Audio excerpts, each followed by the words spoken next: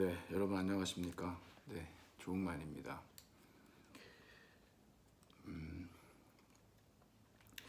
오늘은 제 2장 제 5절의 그 논증 비판하기를 좀 살펴보도록 그렇게 하겠습니다. 여러분께서는 이제 우리 교재 86쪽 아니 84쪽을 펼쳐 보시면 될 것 같습니다.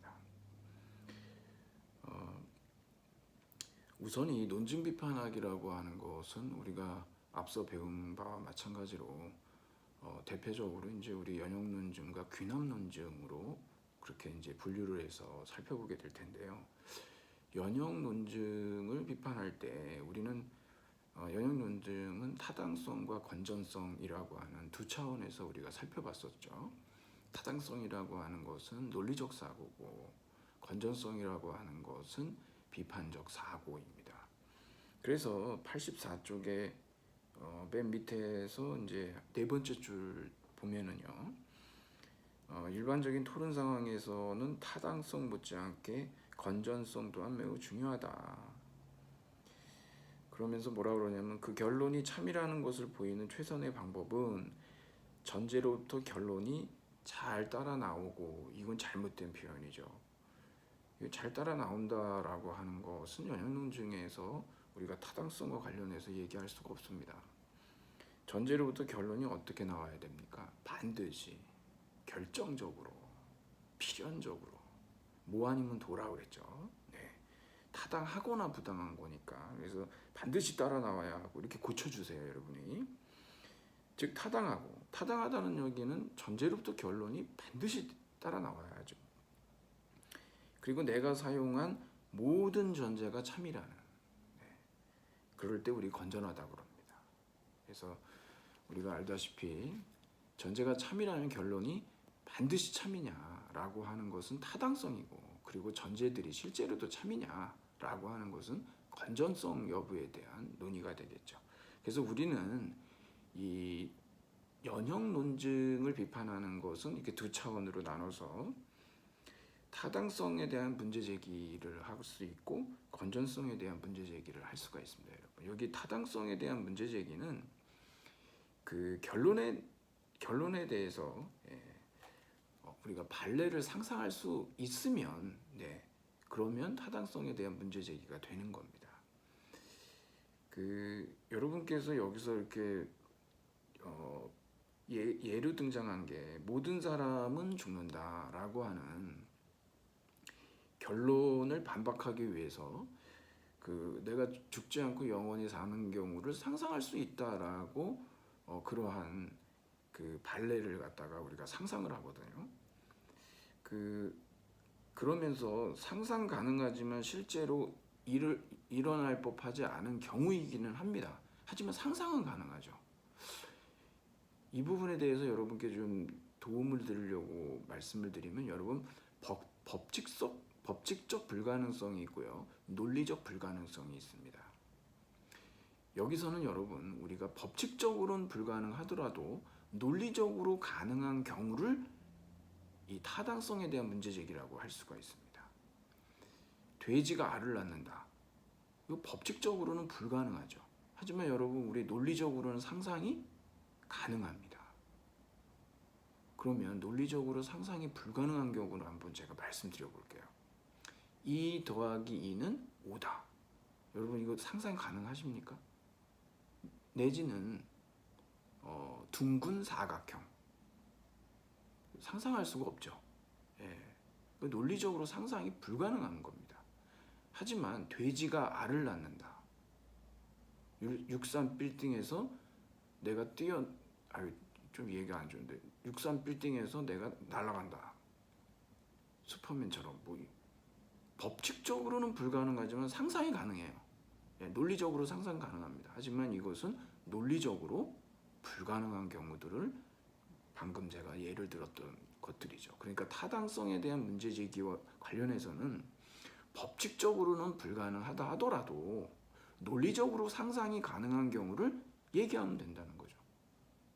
모든 인간은 죽는다. 하지만 나는 죽지 않고 영원히 사는 경우는 여러분들이 논리적 가능성으로 얘기할 수 있다는 거예요. 물론 법칙적으로는 불가능하죠. 네, 그렇게 여러분이 두 가지를 구분해 놓으시기 바랍니다. 말이 길어질까봐 제가 자세히 말씀드릴 수는 없지만 신이 전능하거든요. 하지만 신도 하지 못하는 것이 있습니다. 2 더하기 2를 5로 만들 수는 없습니다. 여러분들이 생각하실 때 전능하다는 건 사실 무엇이든 가능한 게 아닐까? 논리적으로 불가능한 것은 신도 전능성에서 넘어서질 못합니다. 대단히 아이러니하죠. 예. 여러분들이 이 정도만 제가 말씀을 드리고 나중에 여러분들이 이제 뭐 중세 철학이라고 하는 철학사의 한 분야가 있는데 이런 논란들이 많이 있었습니다. 그래서 이미 이제 정리돼서 많이 나와 있고 특히 어떤 변신론이라고 하는 그런 어떤 형이상학적 논의에서 이 신의 전능성과 관련된 논의들이 있습니다. 제가 지금 말씀드린 것이 바로 신이 전능하다 하더라도 둥근 사각형을 만들 수는 없습니다. 그 정도로만 제가 말씀드리고 궁금하신 분들은 한번 관련 논의들을 한번 찾아보시면 좋겠습니다. 그 정도 말씀드리고 저는 그러니까 이 타당성 문제 제기의 원리는 전제들을 받아들이더라도 결론을 거부할 수 있는 것을 우리가 상상할 수 있다. 그러면 됩니다. 그 다음에 두 번째, 건전성의 문제 제기가 있는데 여기서는 반론을 구성하고 반례를 제시하면 됩니다. 여러분 반론 구성은 여러분이 여기 쭉 살펴보면 나오죠. A에 대한 반론은 not A. 그렇죠? 그리고 not A에 대해서는 A. 그리고 A이면 B다라고 하면 뭡니까? A이지만 not B인 경우를 반론으로 제시하는 겁니다. 반론 구성하는 거예요. 그리고 A 그리고 B라고 했을 때에는 이건 두 가지를 다 만족시키는 것은 굉장히 강한 반론이 되겠죠. 그럴 필요는 없거든요. A 그리고 B라고 하는 건 not A거나 not B거나 not A 그리고 not B거나 또는 not A 또는 not B 이 네 가지가 다 해당이 됩니다. 그 설명을 여러분들이 한번 읽어보시고 그리고 A 또는 B다라고 하는 것은요 우리 이제 뒤에서 문제에서도 많이 보게 되는데 not A 그리고 not B라고 얘기하면 되거든요. 이것이 우리가 반론을 구성하는 겁니다. 반론 구성은 기본적으로 하셔야 됩니다. 여기서 끝나면 안 되고 참된 반례를 제시를 해야 되는데요. 그거에 대한 좀 대표적인 예를 88쪽으로 여러분이 가보시면 귀남 논증 비판하기 바로 위에 넷째 줄 올라가 볼게요. 여기 진이는 학생이거나 여자이다라는 주장이 있죠. 이건 뭡니까? A 또는 B다라고 했어요. 그럼 여기에 대해서 우리는 not A 그리고 not B라고 반론을 구성할 수 있죠. 여기서 끝나면 안 되고 얘까지 제시를 하는 겁니다. 그러니까 진이는 학생도 아니고 여자도 아니다. 여기에서 예를 제시하는 게 진이는 40대 남자 교수다. 네, 이런 식으로 반례를 제시하면 완벽하게 논박을 할 수가 있다라고 하는 겁니다. 자, 여러분들이 요거 뒤에서 또 살펴볼 테니까 정리해 보시고 귀남 논증 비판하기로 가보시면 귀남 논증은 연역 논증처럼 타당성과 건전성을 얘기할 수가 없죠. 하지만 무의미한 논증은 아닙니다. 연역 논증으로 따지면 부당한 논증이죠. 하지만 유의미한 논증입니다. 그래서 타당성, 건전성에 준해서 전제와 결론의 지지관계를 점검하는 것을 우리가 이제 타당성과 관련된 귀남 논증의 비판으로 볼 수가 있고 건전성 문제는 전제의 신뢰성 점검이라고 하는 이 두 가지로 나눠서 한번 살펴볼 수가 있는 겁니다. 그러면 여러분 귀남 논증의 특성을 우리가 잘 알고 있는 상황에서 전제와 결론의 지지관계의 문제 제기를 하는데 이런 식의 문제 제기는 하나만 하죠. 뭐냐 그러면은 전제가 참이라고 해도 결론이 거짓일 수도 있다. 원래 귀남 논증은 성격 자체가 특성 자체가 그렇지 않습니까? 이건 큰 의미를 갖고 있지 못하죠. 그렇기 때문에 유의미한 비판이 되려면 90쪽의 맨 위입니다. 전제들이 모두 참 혹은 참이 될 개연성이 높을지라도 결론이 참이 될 개연성이 높지 않다.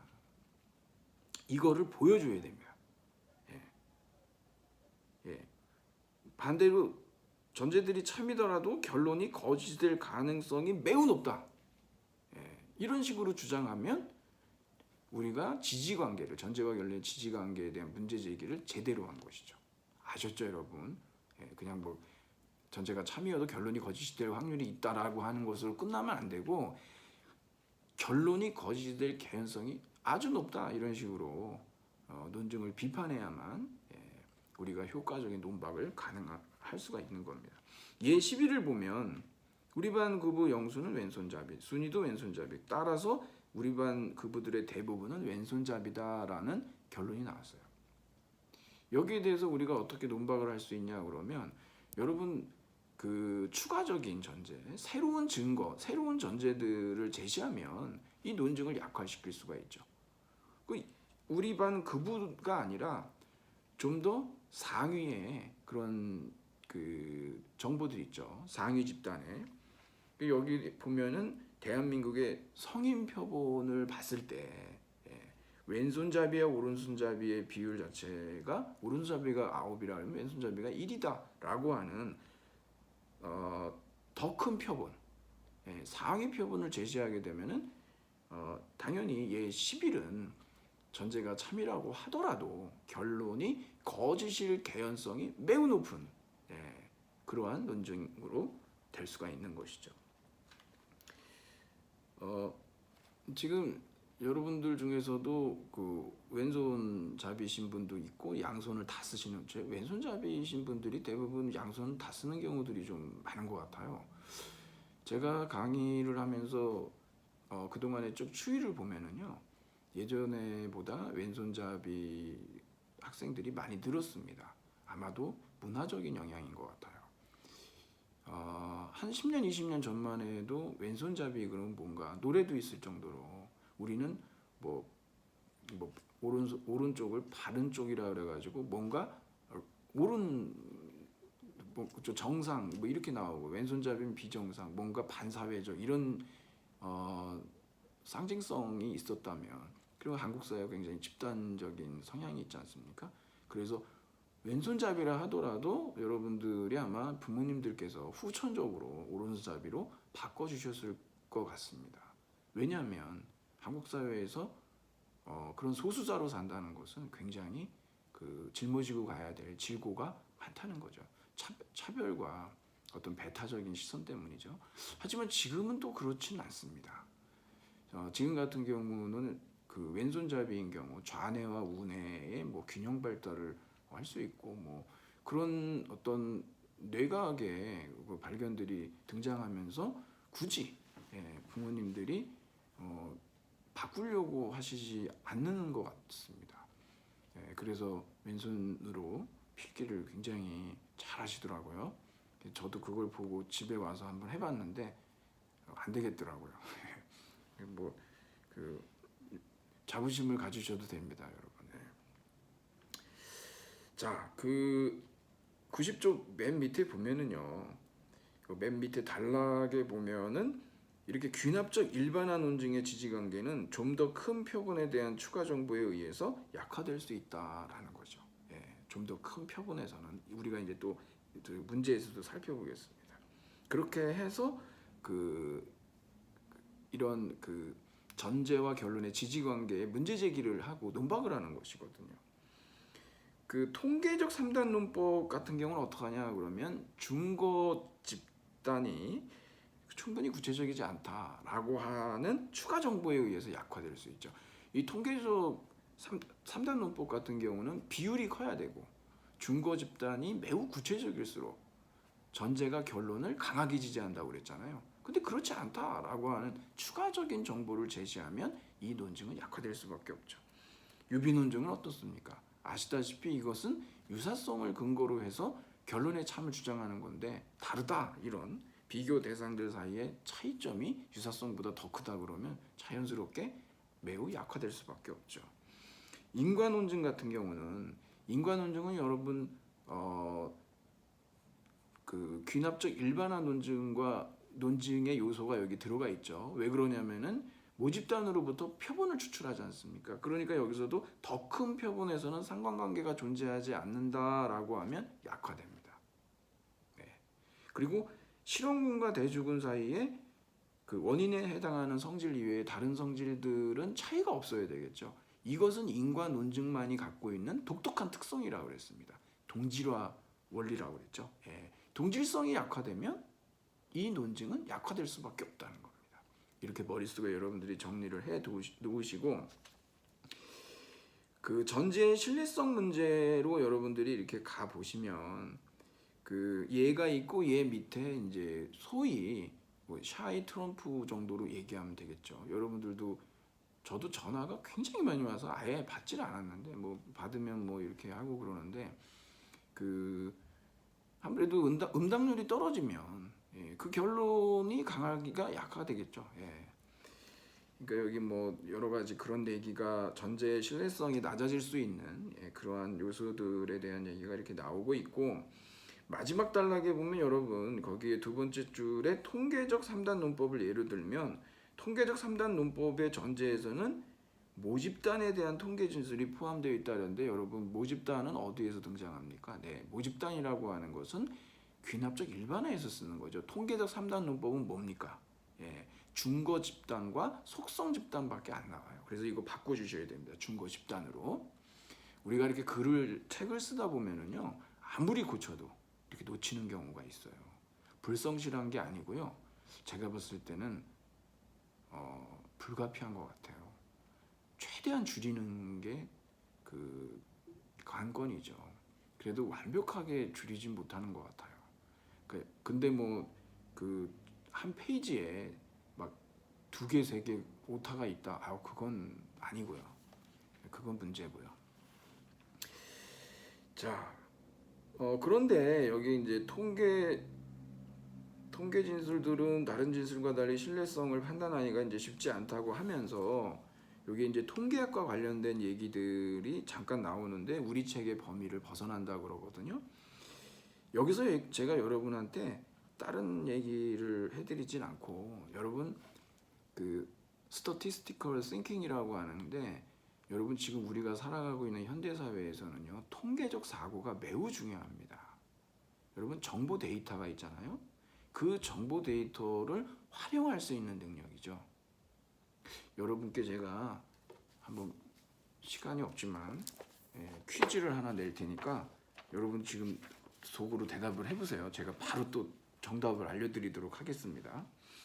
오늘날 세계 모든 저소득 국가에서 초등학교를 나온 여성은 얼마나 될까? 1번 20%, 2번 40%, 3번 60%. 문제 다시 한번 읽어드릴게요. 오늘날 세계 모든 저소득 국가에서 초등학교를 나온 여성은 몇 %나 될까요? 20%입니까? 40%입니까? 60%입니까? 대답 해보세요, 여러분. 네, 틀렸습니다, 여러분. 아니 대답 제가 들리지도 않는데 어떻게 이렇게 얘기해? 여러분 제가 이거 맞춘 사람 없거든요. 여러분은 아마 20%라고 얘기하셨을 겁니다. 예, 그냥 제가 단정을 지어버리죠. 근데 정답은 60%입니다, 여러분. 이상하다. 여러분 이거 제가 지금 말씀드리는 건 유엔의 보고서와 그 외에 많은 국제기구에서 발표한 통계적인 자료를 바탕으로 해서 여러분께 말씀드리는 겁니다. 페이스플리스라고 하는데 이 책 사진 마세요, 여러분. 서점이나 이런데 도서관에서 빌려서 한번 보십시오. 이거 뭐 두고두고 읽을 건 아니고, 여러분이 통계적 사고를 어떻게 활용하는지에 대해서 그러한 일정한 마인드셋을 갖는 데 도움이 되는 책이에요. 예. 뭐 하나 제가 더 하겠습니다. 오늘날 전 세계 1세 아동 중에서 어떤 질병이든 예방 접종을 받은 비율은 몇 %일까요? 전 세계 1세 아동들 중에서 어떤 질병이든죠, 예방 접종을 받은 비율은 몇 %일까요? 20%, 50%, 80%. 틀렸습니다, 여러분. 정답은 80%입니다. 맞습니다, 여러분. 지금 전 세계 1세 그 아동들 대부분이 어떤 질병에 대해서든지 예방 접종을 80%가 받고 있습니다. 여러분이 지금 정답을 왜 못 맞추는지 아십니까? 여러분이 갖고 계시는 그러한 자료는요, 1960년대 자료입니다. 최신의 통계 자료를 우리가 알고 있지 못하고, 더더군다나 사실에 근거한 세계관이 아니고 통계적 사실이죠. 하도 TV에서 언론에서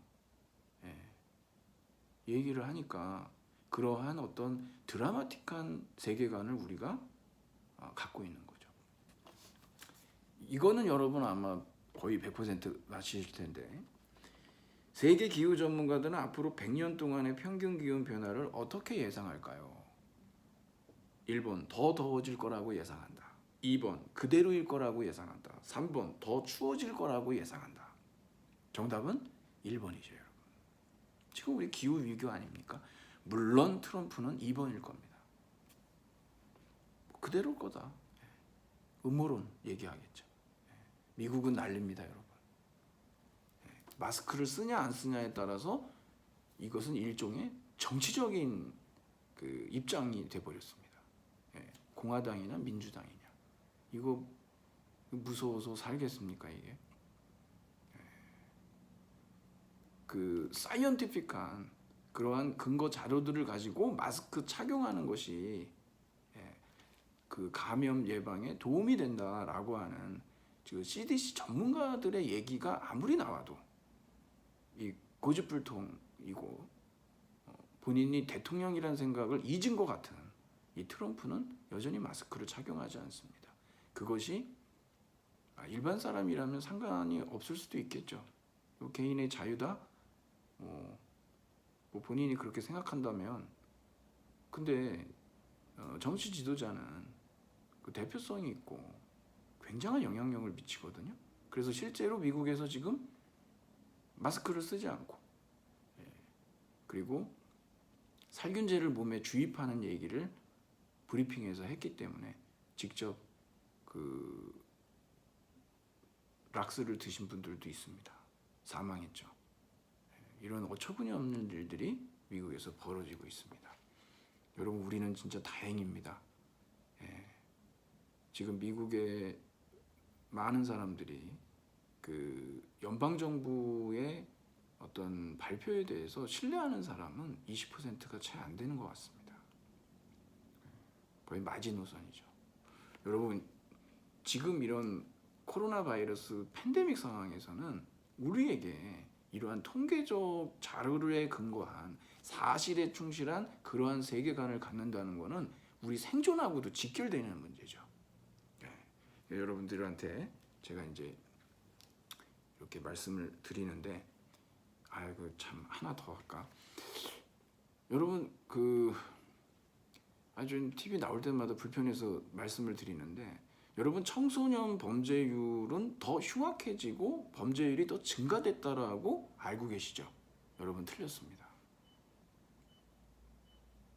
저는 여러분한테 근거 없으면 얘기를 안 합니다. 제가 이 비판적 사고를 가르치면서 근거를 제시하는 것이 얼마나 우리 논증이잖아요. 주장하려면 근거가 있어야 돼요. 우리는 항상 이 논증적 사고를 얘기하는데, 제가 주장만 하고 아닙니다, 틀렸습니다 이렇게만 얘기하고 근거를 제시하지 않는다 그러면 제가 모순적인 행동을 하는 것이죠. 여러분, 이 패러독스의 범죄학이라고 이 책도 여러분 뭐 사가지고 계실 필요는 없고 도서관에서 한번 빌려보시는데, 이 이창모 선생님 대단히 훌륭하신 분이거든요. 한번 보세요. 청소년 범죄율은요, 흉악 범죄가 늘어난 것도 아니고, 그래서 청소년 범죄율 자체가 50%나 줄었습니다. 경찰청 자료입니다. 왜 그럴까요? 일단 여러분, 자녀 수가 줄었습니다.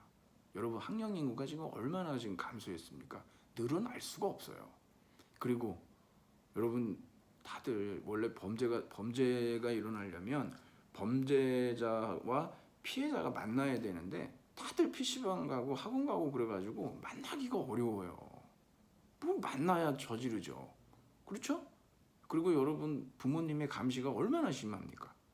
저도 마찬가지지만 학원 가면은 바로 연락이 옵니다. 그 저절로 뜨죠. 뭐 학원에 들어왔다 그러고 나갈 때는 나갔다고 얘기합니다. 등원했습니다. 하원했습니다 하고. 만일에 안 오면 바로 선생님이 전화하세요. 지금 안 왔는데 어떻게 됐냐고. 갔는데요. 거짓말을 할 수가 없어요. 이거 완전히 파놉티콘이죠. 언제 어디서 누구 만나서 할 수가 없다니까요 이게. 근데 왜 우리는 청소년 범죄율이 늘어났고 더 날로 흉악해지고 있다라고 얘기를 할까요? 언론 때문에 그렇습니다. 언론이 그래야 사람들이 보는 거죠. 그런 식으로 사건화하고. 여러분 개가 사람을 물어도 뭐 TV 나오기도 하지만 사실은 사람이 개를 물었다 그러면 이건 대박이죠. 예, TV 나옵니다 이제. 그러니까 여러분들이 그런 속성들을 잘 보시고 이것이 정말 이 팩트에 근거한 것인지 아니면 일종의 그 언론에서 부풀린 것인지. 특히 저는 청소년 범죄와 관련해서 소년법 개정에 대한 얘기가 나올 때 이거 그렇게 단순하게 접근해서 안 되거든요.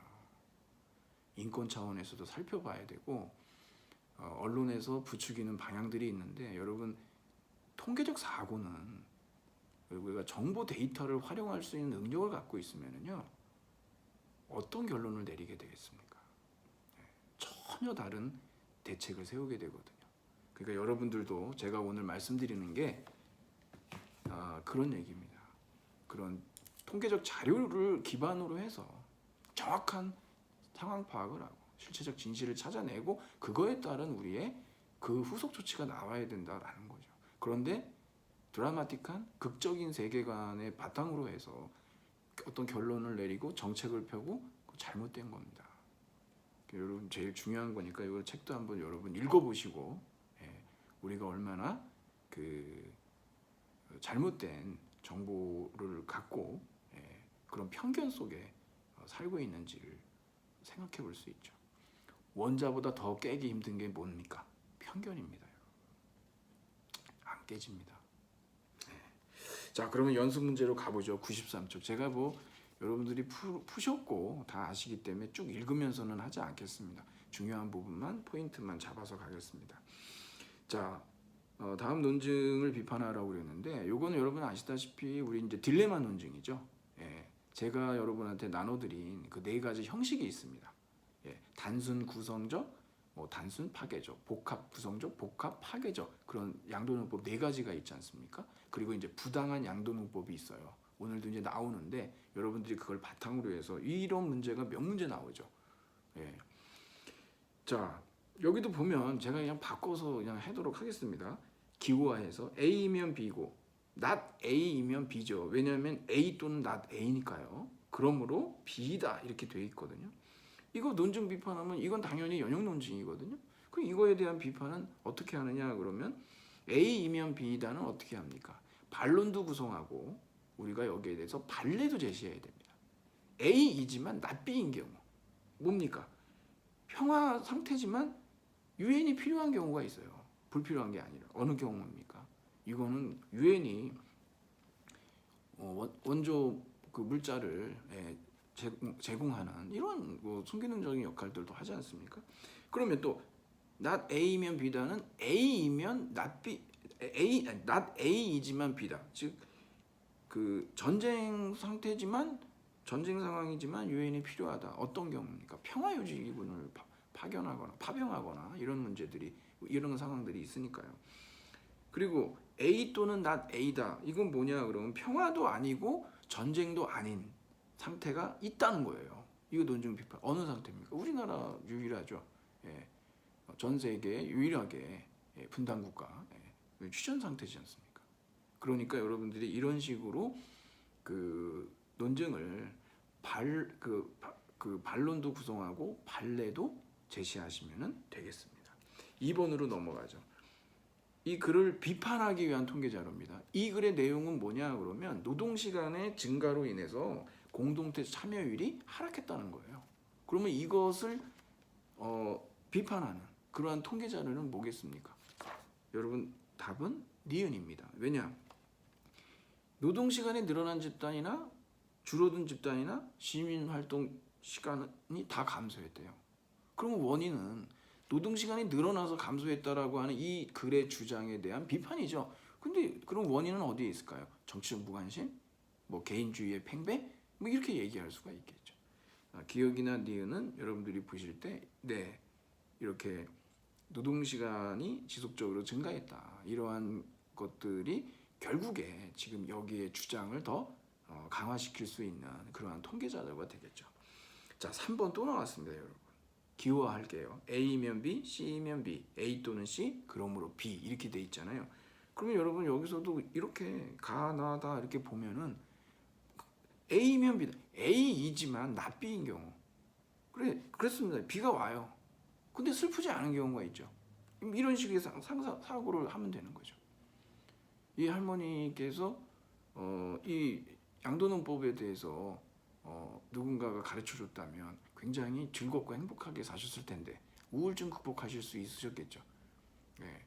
여러분 이거 농담이 아니라 정말 우리가 세상을 어떻게 보느냐에 따라서 우울증 환자도 되고 낙천주의자가 될 수도 있는 거거든요. 이왕이면 그 밝은 면을 보세요, 여러분. 네. 꼭 노력해야 됩니다. 정신 건강이든 여러분 삶에도 다 좋습니다. 그냥 무작정 긍정주의자로 사십시오. 그러기 위해서는 감사를 많이 하세요. 그냥 말도 안 되는 감사 있잖아요. 숨 쉬는 것도 감사하고 모두 감사하고 그렇게. 근데 계속 그 감사를 하잖아요. 어처구니 없게도 정말 감사하게 됩니다. 제가 직접 해봐서 말씀드리는 거고 또 다른 분들이 또 그렇게 얘기를 하셔서 저도 해보니까 생각보다 그게 말이 되나 이랬는데 아닙니다. 진짜 굉장히 효과가 많습니다. 뭐 가나 다가 다 이게 이제 정답이고 라는 비가 오거나 날이 개거나 둘 중 하나다. 우리 앞에도 봤지만 그러지 않은 경우 있잖아요. 흐린 날. 그렇죠? 그러니까 이 논증은 충분히 건전한 논증은 아닙니다. 건전하지 않은 논증이고 4번으로 갈게요. 여기서 얘기하는 거는 인과 논증인데 유전자 1호의 그 돌연변이가 생긴 크론병 환자는 면역 억제제의 부작용을 일으킨다. 이것만 보면 되거든요. 이거. 그리고 거기에 대한 표본이 있어요. 인과 논증은 여러분 귀납적 일반화에 나오는 그 표본에 대한 요소들이 있기 때문에 편향됐냐 다양성이냐 이거 꼭 봐야 된다 그랬죠. 1번 관련이 없죠. 지금 여기서 얘기하려는 거는 환자가 수가 늘어난다는 그런 거하고는 이 논의는 아무 상관이 없습니다. 자, 2번은 뭐냐 그러면 새롭게 발견된 유전자 X가요. 그 유전자 15 돌연변이하고 면역 액제제 부작용 모두를 야기한대요. 이게 뭐냐 그러면 더 큰 표본에서는 상관관계가 존재하지 않는다. 뒤에 가서 얘기하자면 이건 뭐냐면 공통 원인을 무시하는 오류입니다. 이게. 이런 경우들을 여러분들이 잘 봐두시면 사실상 C는 E의 원인이다 이렇게 알았는데 유전자 X가 C하고 E의 원인이었던 거예요. 그러니까 이렇게 되면 어떻게 됩니까? 당연히 이 결론은 약화되죠. 3번 표본수가 증가했네요. 강화됩니다. 4번 관련이 없고요. 5번 이걸 뭐라고 그럽니까? 인과논증에서 동질성 강화라고 그러죠. 당연히 강화됩니다. 5번으로 가죠. 이 논증에 대한 평가로 옳지 않은 거. 네, 이게 이제 통계적 일반화 논증인데 1번 유권자의 수가 줄었다는 것은 전제가 참일 개연성을 낮춘다? 관련이 없죠. 무관합니다. 이게. 지금 유권자의 수가 줄었다는 게 아니고 모집단에서 표본을 대상으로 해서 이런 결론을 내린 거기 때문에 유권자 수하고는 관련이 없죠. 나머지는 2번 특정 지역에 편중되어 있다. 표본의 편향성이죠. 편향 통계의 오류라고 그래가지고 약화되죠. 3번 이 샤이 트럼프 뭐 그런 거죠. 응답 그러니까 이 거짓 응답들이 많을수록 그 신뢰성이 약화될 수밖에 없고 또 다른 여론조사에서 이렇게 똑같이 나왔다 그러면 표본 크기가 증가한 거니까 강화되고 그리고 그 5번에 응답 비율이 낮다 개연성이 낮죠. 여러분들이 이런 식으로 생각해 보시면 되겠습니다. 6번은요. 핵융합 과정에서 부산물이 있는데 헬륨4가 부산물로 나온다는, 그래서 이제 그 실험가들이 이런 사실을 바탕으로 해서 핵융합이 일어났다는, 그러니까 헬륨4가 그 상당한 양이 발생했다, 그러면 핵융합이 일어났다라는 증거로 이렇게 주장을 하는데, 이것을 약화시키는 주장은 뭐냐 그러면 3번입니다. 이게 핵융합에 대한 증거로 간주되는 그 방안에서 생성된 헬륨4가 자연 상태하고 존재하는 것보다도 뭐 양이 뭐 많지 않다 이러면은 이건 뭐 이 주장의 결론을 약화시킬 수밖에 없죠. 나머지는 여러분 다 무관합니다. 이 내용하고. 7번으로 가죠.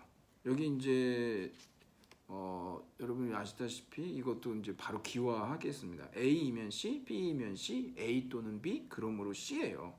그러면 여러분들이 이거 아시다시피 당연히 이거 딱 형식을 보면은 단순 구성적 양도는법입니다. 타당하죠.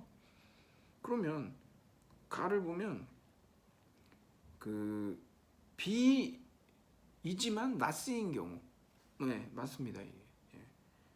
나는 타당하지 않다? 타당합니다.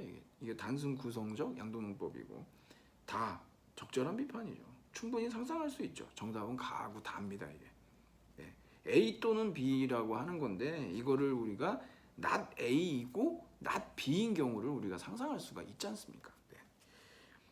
자, 그 다음에 8번으로 가보면 여러분 이거 바로 그냥 논증을 만들어 보면은요, A이면 B, not B이면 not C, A 또는 not C, 그러므로 not B예요. 그러면 넘어가 보죠. 가를 보면 A이면 B라고 하잖아요. 이거는 A이지만 not B인 경우 있을 수 있다고 그랬잖아요. 우리 앞에서도 봤죠. 영희가 철수를 좋아하면 말을 걸 것이다 그러는데 제가 그때도 그랬지만 좋아하지만 말을 걸지 않고 카톡을 할 수도 있다 그랬잖아요. 그런 거하고 똑같은 얘기입니다.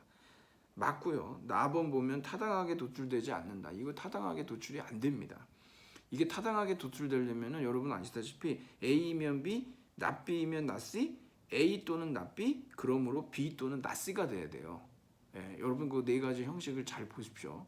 그게 이제 이루어진 방식들을 보시면 이것도 그런 식으로 만들 수가 있다는 얘기예요. 자, 요거는 우리가 이제 복합 구성적 양도능법이라고 합니다. 이걸 타당하게 도출되지 않고요. 그 다음에 답번을 보면 A 또는 not C라고 되어 있는데 이거는 뭡니까? not A이고 C인 경우. 그러니까 이건 어떻게 바꿔야 되냐? 우리가 영희가 철수를 좋아하지만 대신에 영수를 좋아하는 게 아니라 좋아하지만 좋아하는 게 아니죠. 좋아하지 않지만이죠. 나대이니까 좋아하지 않지만 관심이 있는 경우가 충분히 상상할 수 있기 때문에, 그래서 이게 잘못된 거죠. 그래서 정답은 가납니다. 9번으로 가면 이 평가에 대해서 적절하지 않은 것은 뭐냐 그러면 여러분 이거 쭉 읽어보면 A시의 성인들이 한 절반 이상이 술을 썩 좋아하지 않는다는 거예요. 이걸 약화시킨다 그러면 1번을 보면 금주를 권하는 특정 종교를 갖고 있다. 네, 이런 경우는 자료가 어떻게 돼 있습니까? 편향돼 있죠. 약화됩니다. 이게 2번 거짓으로 설문조사에 응답률이 거짓인 경우는 당연히 확률이 낮죠. 참일 확률이. 3번은 뭐냐 그러면은 연령대가 고르고 남녀 비율도 다 적절히 맞췄고 표본의 다양성이 증가하니까 강화되죠. A씨에 4개를 했는데 다른 지역도 해보니까 마찬가지예요. 표본이 어떻게 됐습니까? 더 커졌죠. 강화됩니다. 5번은 관련이 없습니다. 지금 A씨 얘기인데 왜 B씨가 나오나요? 안 되겠죠. 자, 그 다음에 10번으로 가면 여러분이 이거 논증 구조도를 한번 여기서 그려보셔야 되는데 여러분 이제 우리 살펴봤기 때문에 여러분 논증 구조도를 쭉 그려보시면 이게 정답이 5번인데요. 주 논증은 뭐냐면 여기 A하고 저 뒤에 보면 H가 있죠. 그 다음에 주결론이 R입니다. 이건 뭐냐 그러면 A 또는 B, not A, 그러므로 B. 이건 선원지 제거법이죠. 자연이 기계거나 진화하는 어떤 것인데 기계가 아니다. 그러므로 진화하는 어떤 것이다. 이렇게 나오는 거거든요. 주논증은 타당한 논증이죠. 그런데 전제가 참이라도 결론이 거짓일 수 있는 가능성이 매우 높다는 점을 보이면 이거를 비판할 수가 있다. 이거는 귀납 논증의 속성이죠. 연역 논증에 대한 우리 비판은 타당성과 건전성 두 가지로 나눠볼 수가 있는데 거기에서는 우리가 이제 법칙적으로는 불가능하지만 논리적으로 가능한 경우를 타당성 비판할 때 하면 되고 건전성 비판할 때는 반론을 구성하고 판례를 제시하면 되겠죠. 여기에서 이런 가능성이 높다 이런 걸 보이는 경우는 귀납 논증에 있어서 전제와 결론의 지지관계에 대해서 문제 제기할 때 우리가 쓰는 방법이었습니다. 그러므로 5번이 틀렸죠. 11번으로 가보시면 이거 마찬가지죠. 바로 바꾸면 A면 B, C면 D, A 또는 C, B 또는 D. 정답은 4번. 이거 타당한 이게 바로 이제 복합 구성적 양도논법이고 타당합니다. 나머지는 여러분 얼마든지 여기에 대해서 비판을 제기하실 수 있으시죠. 자, 마지막 12번입니다, 여러분. 12번은 여러분들이 좀 보시면 여기 이제 다 아시는 거 마찬가지로 1번, 2번, 3번은 여러분 이것도 양도논법입니다. 비판도 이렇게 나올 수 있죠. A 또는 C인데 not A이고 not C인 경우 웃지도 울지도 않는 경우 있잖아요. 그러니까 그리고 4번 같은 경우는 마찬가지입니다. 이렇게 많은 사람들이 애도했다라고 해서 위대한 지도자냐? 여러분 그레이트 물론 저기 지금 트럼프도 지지자들이 트럼프 지지자들은 미국의 대학을 나오지 않은 백인들이 굉장히 지지를 많이 하는 걸로 그렇게 분석이 되어 있는데요. 지금도 여전히 총 들고 미시건 주에 난입해서 경제를 재개하라고 그것도 신속하게 굉장히 논란이 많이 되고 있죠. 근데 위대하냐? 이런 경우가 그러면 위대한 지도자라고 할 수 있냐? 이게 쉬운 문제가 아니지 않습니까? 이건 굉장한 많은 논증이 필요하고 역사적 평가도 다양하지 않습니까? 그러니까 이거 이렇게 단순히 얘기 못합니다. 그러니까 왜 그러냐 그러면은 이 논증을 A이면 B라로 만들 수 있어요. 이렇게 애도를 표했으니까 B다 위대한 지도자라. 근데 우리는 뭡니까? 많이 표했지만 위대한 지도자라고 말할 수 없는 경우도 상상할 수 있잖아요. 유신 헌법, 이거 어떻게 위대하다라고 얘기할 수가 있겠습니까?